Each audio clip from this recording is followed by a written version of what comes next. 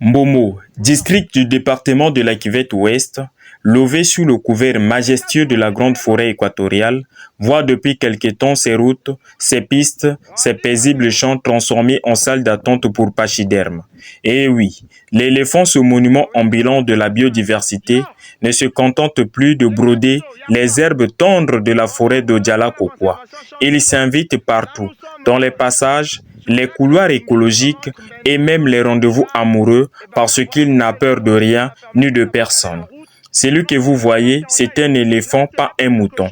Il est campé là comme un douanier sans poste. 3 motards, en la personne de Willy Opingo, chef du quartier d'Atianja Ambomo, Jeunesse Bokaka et Charlie Bezou. Ces derniers ont dû garer leur moto, ont commencé à évoquer les dieux de la forêt pour que ce dernier libère la route.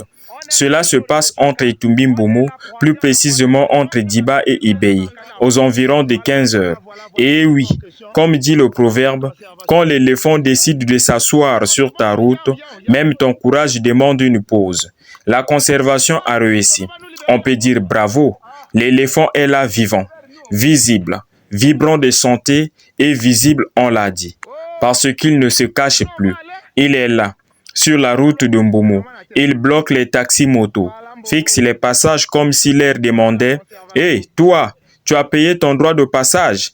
On dirait qu'il est devenu le vrai chef de quartier. Un enfant a même demandé un jour à son père « Papa, c'est lui maintenant le sous-préfet de Mbomo. » Mais ce n'est pas tout.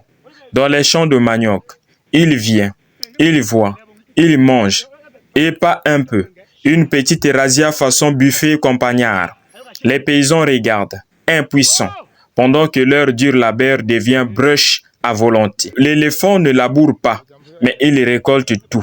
Dit-on maintenant, en Mbomo, les cœurs sont devenus de plus en plus lourds. Il faut le dire avec humour, mais avec sincérité. La conservation est une bénédiction, mais c'est une bénédiction qui piétine parfois nos bénédictions.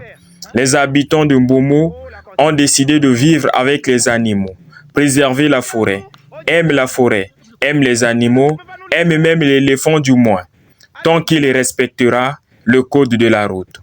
Mais vivre en paix avec un animal de 6 tonnes qui n'a ni rétroviseur ni clignotant, c'est toute une aventure. Il est donc temps que les autorités agissent. Sensibilisation, corridor phonique, dispositif d'alerte, bref, des solutions pour que le pacte homme-nature ne se transforme pas en contrat de peur au Congo.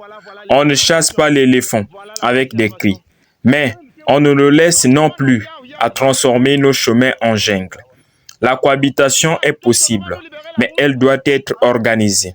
Sinon, un jour, c'est l'éléphant qui tiendra les réunions du conseil de village et gare à celui qui arrivera en retard. À bon entendeur, salut.